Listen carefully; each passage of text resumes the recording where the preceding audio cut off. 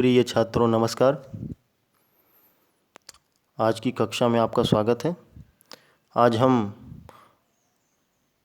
हमारे पाठ्यक्रम में निर्धारित पुस्तक क्षितिज भाग 2 से नेताजी का चश्मा पाठ का अध्ययन करेंगे, जिसके लेखक हैं स्वयं प्रकाश जी। पाठ को पढ़ने से पूर्व हम लेखक स्वयं प्रकाश जी के बारे में, उनके जीवन के बारे में जानेंगे। स्वयं प्रकाश जी का जन्म 20 जनवरी 1947 इंदौर मध्य प्रदेश में हुआ था। इन्होंने मैकेनिकल इंजीनियरिंग से पढ़ाई की थी और ये वसुधा पत्रिका के संपादन कार्य से भी जुड़े रहे। इनकी प्रमुख रचनाएं हैं जलते जहाज पर, बीच में विनय, आसमां कैसे कैसे, अगली किताब आएंगे अच्छे दिन भी, आदमी जात का आदमी। इन्हें बहुत ढेरों सारे सम्मान भी मिले हैं हिंदी साहित्य के। पहला है बाल साहित्य पुरस्कार साहित्य अकादमी द्वारा दिया गया, और भवभूति सम्मान राजस्थान साहित्य, ये भी इनको प्राप्त हुआ है। इनका निधन अभी हाल में ही 7 दिसंबर 2019 को मुंबई में हो गया।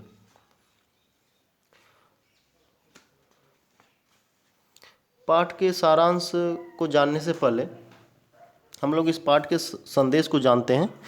स्वयं प्रकाश जी पाठ के प्रारंभ में ही कहते हैं, इस पाठ का परिचय देते हुए, कि चारों ओर सीमाओं से घिरे भूभाग का नाम ही देश नहीं होता है। देश बनता है उसमें रहने वाले सभी नागरिकों, नदियों, पहाड़ों, पेड़ पौधों, वनस्पतियों, पशुओं से, और इन सब से प्रेम करने तथा इनकी समृद्धि के लिए प्रयास करने का नाम देशभक्ति है। नेताजी का चश्मा कहानी कैप्टन चश्मे वाले के माध्यम से देश के करोड़ों नागरिकों के योगदान को रेखांकित करती है, जो इस देश के निर्माण में अपने अपने तरीके से सहयोग करते हैं। कहानी यह कहती है कि बड़े ही नहीं, बच्चे भी इसमें शामिल हैं। अब आइए जानते हैं पाठ का सार। कहानी में 2 पात्र हैं, एक हवलदार साहब है और एक पान वाला है। और ये कहानी एक कस्बे की है जो अभी धीरे धीरे शहर में तब्दील हो रहा है। वहाँ पे एक नगर पालिका है, एक लड़कों का हाई स्कूल है, एक लड़कियों का है, और 2 ओपन एयर सिनेमा घर भी वहाँ पर है। कहानी की शुरुआत में ही हवलदार साहब का परिचय प्राप्त होता है कि वो कंपनी के काम से हर 15वें दिन उस कस्बे से गुजरते रहते थे। तो यह कहानी एक छोटे से कस्बे की है। इस कस्बे की नगर पालिका के किसी उत्साही प्रशासनिक अधिकारी ने कस्बे के मुख्य बाजार के मुख्य चौराहे पर नेताजी सुभाष चंद्र बोस की एक संगमरमर की मूर्ति लगवा दी। यह कहानी इसी मूर्ति के इर्द गिर्द घूमती है। उस मूर्ति की सबसे बड़ी विशेषता यह कि उस पर जो चश्मा है वो हमेशा असली वाला लगा रहता था। इसकी वजह हो सकती है कि जो मूर्ति जब बनाई गई होगी तो उस पर चश्मा बनाना भूल गए होंगे, या फिर चश्मा जो संगमरमर का होगा टूट गया होगा। तो इस मूर्ति को बनाने का कार्य कस्बे के हाई स्कूल के ड्राइंग मास्टर मोतीलाल जी को सौंपा गया होगा, जिन्होंने 1 महीने में मूर्ति बनवाने का विश्वास दिलाया। नेताजी की मूर्ति 2 फुट की थी और सुंदर थी। 2 फुट की जो सुंदर मूर्ति है वो, जिसको हम लोग बस्ट भी कहते हैं। बस्ट का अर्थ ये होता है कि सिर से लेकर के यहाँ पे सीने तक की बनाई गई मूर्ति को बस्ट कहते हैं। नेताजी देखने में सुंदर लग रहे थे और कुछ कुछ मासूम से। मूर्ति को देखते ही दिल्ली चलो और तुम मुझे खून दो, मैं तुम्हें आज़ादी दूंगा, ये सब नारे याद आने लगते थे। उस समय उस मूर्ति में बस एक चीज़ की कमी थी, वह थी नेताजी की आंखों पर चश्मा। मूर्ति की आंखों पर संगमरमर का चश्मा नहीं था। पर वहाँ पर आगे हम लोग कहानी जब पढ़ेंगे तो देखते हैं कि एक कैप्टन चश्मे वाला है जो बार बार एक असली चश्मा उनकी मूर्ति पर बैठा देता है। तो हवलदार साहब कंपनी के काम से इसी कस्बे से गुजरते थे हर 15 दिनों के बाद। जब हवलदार साहब पहली बार इस कस्बे से गुजरे और पान खाने के लिए रुके, तभी उन्होंने देखा कि मूर्ति पत्थर की थी लेकिन उस पर चश्मा असली था। हवलदार साहब को कस्बे के नागरिकों की देशभक्ति की भावना का यह प्रयास बहुत अच्छा लगा, वरना देशभक्ति तो आजकल मजाक की चीज़ होती जा रही है। हालदार साहब जब भी इस कस्बे से गुजरते, चौराहे पर रुकते, पान खाते और मूर्ति को ध्यान से देखते, उन्हें हर बार मूर्ति का चश्मा बदला हुआ मिलता। कभी गोल फ्रेम वाला, तो कभी मोटे फ्रेम वाला, तो कभी चौकोर चश्मा। और हालदार साहब इस बात से बहुत खुश भी होते हैं। कहते हैं कि भाई वाह, क्या आइडिया है। मूर्ति कपड़े तो नहीं बदल सकती, लेकिन चश्मे ज़रूर बदल सकती है। तो अब जब हालदार साहब से नहीं रहा गया, तो उन्होंने पान वाले से चश्मे के बदलने का कारण पूछ लिया। तो पान वाले ने हंसते हुए कहा कि कैप्टन चश्मे वाला चश्मा चेंज कर देता है। हालदार साहब को समझ में आ गया कि कैप्टन नाम का चश्मे वाला है, जिसे बगैर चश्मे के नेताजी की मूर्ति अच्छी नहीं लगती, इसलिए वह अपनी छोटी सी दुकान में रखे हुए गिने चुने फ्रेमों में से कोई एक नेताजी की मूर्ति पर लगा देता है। लेकिन जब कोई खरीदार आता है और उससे वैसे ही फ्रेम की मांग करता है, तो वह मूर्ति पर लगा फ्रेम खरीदार को दे देता है और नेताजी की से माफ़ी मांगते हुए उन्हें दूसरा फ्रेम पहना देता है। तो इस प्रकार हम देखते हैं कि एक कैप्टन चश्मे वाला है, जिसकी अपनी खुद की दुकान भी नहीं है। वह बूढ़ा है, मरियल सा है, कमज़ोर है और एक पैर से लंगड़ा है। तो वह बार बार जब भी अगर कोई ग्राहक उसके मूर्ति पर लगे हुए चश्मे को पसंद कर लेता, तो वो नेताजी की मूर्ति से उस फ्रेम वाले को उस फ्रेम को दुकान ग्राहक को दे देता और नेताजी की आंखों पर दूसरा फ्रेम वाला चश्मा लगा देता था। अब हालदार साहब पान वाले से ये भी पूछते हैं कि कैप्टन कौन है भाई। कैप्टन नाम से तो लग रहा है किसी फौज में, पहले फौज में रहा होगा या फिर नेताजी का आज़ाद हिंद फौज में साथी रहा होगा। लेकिन पान वाला उस कैप्टन का मजाक उड़ाते हुए बोलता है कि वो पागल किया जाएगा फौज में, वो तो लंगड़ा है, पागल है, पागल, वो क्यों जाएगा। तो इस प्रकार उसका मजाक उड़ाया जाना कैप्टन का हालदार साहब को अच्छा नहीं लगता है। और यहाँ पर हम इस बात को भी जान लेते हैं कि जो पान वाला है वो कैसा है, दिखने में कैसा है। वो एकदम जैसे साक्षात पान भंडार की दुकान दिखता है। उसकी दुकान पर ही नहीं, उसके मुंह में भी पान ठूसा हुआ था। पान के कारण वह बात तक नहीं कर सकता था। यदि उससे कोई कुछ पूछ ले तो पहले उसे पीछे मुड़कर थूकना पड़ता था। हाँ, स्वभाव से वो बहुत ही रसिया और मजाकिया था। वह शरीर से मोटा था, उसकी तोंद निकली रहती थी, अतः वह जब भी हंसता तो उसकी तोंद थिरकने लगती थी। हंसने पर उसके पान वाले काले लाल काले दांत खिल उठते थे, मतलब दिखाई देते थे। तो इस प्रकार पान वाला जो है बहुत मजाकिया किस्म का था। वह बातें बनाने में बहुत उस्ताद था।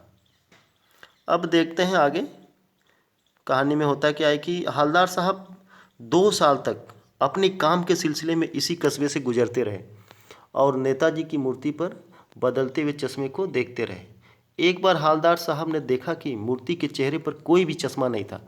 पान वाले से पूछा तो पता चला कि कैप्टन मर गया है। हालदार साहब बहुत दुखी हो गए और सोचने लगे कि उस पीढ़ी का क्या होगा जो अपने देश के लिए सब कुछ न्यौछावर करने वालों पर हंसती है और अपने लिए बिकने का मौका ढूंढती है। तो ऐसे ही 2 सालों तक सिलसिला ये चलता रहा। फिर अचानक एक दिन देखते क्या है कि सारी दुकानें बंद पड़ी हुई हैं। नेताजी की आंखों पर चश्मा भी नहीं बदला गया है, वहाँ पे कोई चश्मा भी नहीं है। तो पूछने पे पता चलता है कि कैप्टन चश्मे वाला मर गया। और इस बात को बताते हुए पान वाला दुखी हो जाता है, रोने लगता है। तो इस प्रकार यहाँ पे पान वाले की भी यहाँ पे कैप्टन के प्रति सम्मान दिखाई देता है। अब अंत में हालदार साहब उस कस्बे से जब भी गुजरते हैं तो यह निर्णय लेते हैं कि अब वहाँ पान नहीं खाएंगे, न ही नेताजी की मूर्ति को देखेंगे, क्योंकि अब वहाँ पे रुकने का कोई कारण नहीं है। क्योंकि अब कोई चश्मा बदलने वाला नहीं रहेगा। जब कैप्टन मर गया तो कौन चश्मा पहनाएगा। तो 15 दिन के बाद हालदार साहब दोबारा उसी कस्बे से गुजरे। सोचा कि मूर्ति के पास नहीं रुकेंगे और पान भी आगे ही खा लेंगे, पर आदत से मजबूर आंखें चौराहे पर आते ही मूर्ति की तरफ उड़ गई। गाड़ी से उतरकर तेज तेज कदमों से मूर्ति की तरफ आगे बढ़े और उसके सामने जाकर अटेंशन में खड़े हो गए। उन्होंने देखा कि मूर्ति पर सरकंडे से बना हुआ चश्मा लगा हुआ था, जिसे शायद बच्चों ने बनाकर मूर्ति की पहना दिया था। इतनी सी बात पर उनकी आंखें भर आई। तो अंत में देखते हैं कि हवलदार साहब सोचते हैं कि अब यहाँ पर कोई उनकी आंखों पर चश्मा नहीं लगाएगा, लेकिन छोटे बच्चे जो हैं वो उनकी आंखों पर चश्मा पहना देते हैं। इससे उनकी भी देशभक्ति का भावना प्रकट होता है।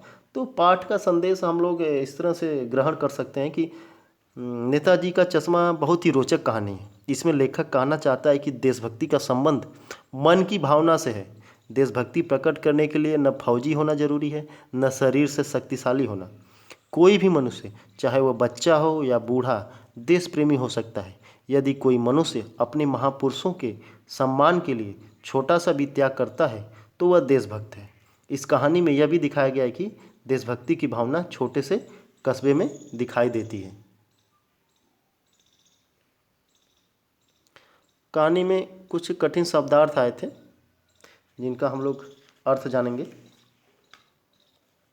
पहला शब्द है पारदर्शी, जो कि चश्मे के लिए प्रयोग हुआ है। चश्मे के आर पार दिखता है, तो जिसके आर पार देखा जा सके उसको बोलते हैं पारदर्शी। दरकार का अर्थ होता है जरूरी, आवश्यक। निष्कर्ष अर्थ नतीजा। भूतपूर्व पहले का। मरियल कमजोर या दुबला पतला। प्रफुल्लता प्रसन्नता। विचित्र अनोखा। समझ सामने। नतमस्तक शीश झुकाना। अधिकांश ज़्यादातर। होम कर देने वाले यानी बलिदान करने वाले। कस्बे का हृदय स्थली, नगर का मुख्य स्थान, बीच का स्थान। सरकंडा एक प्रकार का पौधा होता है। अगला शब्द प्रतिमा। प्रतिमा का अर्थ होता है मूर्ति। लागत अनुमान, खर्च का अंदाजा। उपलब्ध बजट, प्राप्त धनराशि। ऊहापोह, असमंजस की स्थिति। स्थानीय, विशेष स्थान से संबंधित। कमसिन, नाजुक। सराहनीय, प्रशंसनीय। प्रयास, कोशिश। खटकती, चुभती या बुरी लगती। कौतुक, आश्चर्य। दुर्दमनीय, जिसे दबाना कठिन हो। खुशमिजाज, प्रसन्नचित्त। लाल काली पत्ती सी, गंदे या मैले दांत। आहत, दुखी। दरकार, आवश्यकता। द्रवित, भावुक। अब गद्यांश से संबंधित कुछ प्रश्न अभ्यास हैं यहाँ पे, जिनके उत्तर हम लोग अभी जानेंगे। पहला प्रश्न है, हवलदार साहब को क्या आदत पड़ गई थी? तो हवलदार साहब को बार बार नेताजी के आंखों पे बदलते हुए चश्मे को देखने की आदत पड़ गई थी। हवलदार साहब की जीप जब भी कस्बे से गुजरती तो वहाँ पर वो पान वाले की दुकान के पास खड़े होते और नेताजी सुभाष चंद्र बोस के आंखों पे लगे हुए चश्मे को निहारते रहते। ये उनकी हमेशा की आदत बन गई थी। पान वाला कैसा व्यक्ति था? पान वाला साक्षात पान भंडार था। उसकी दुकान पर ही नहीं, उसके मुंह में भी पान ठूसा रहता था। उसका स्वभाव बहुत ही मजाकिया था। वह शरीर से मोटा था, उसकी तोंद निकली हुई थी और अतः जब भी वह हंसता तो उसकी तोंद थिरकने लगती थी। इस प्रकार पान वाला जो था काफ़ी हंसमुख था। प्रश्न 3 है, चश्मे को बदलने का काम कौन करता था? तो इसका उत्तर आसान है, चश्मे को बदलने का काम कैप्टन चश्मे वाला करता था। वो हमेशा नेताजी की आंखों पे चश्मा बदल देता था। प्रश्न नंबर 4 है, नेताजी की मूर्ति बनाने का काम किसको सौंप दिया गया? किसको दिया गया होगा? तो हम लोग पाठ पढ़ते समय जाने थे कि नेताजी की आंखों पे नेताजी की मूर्ति बनाने का काम गांव के ही एकलौते हाई स्कूल के शिक्षक, आर्ट शिक्षक को दिया गया, जिनका नाम था मोतीलाल। प्रश्न 5 है, कस्बा कैसा था?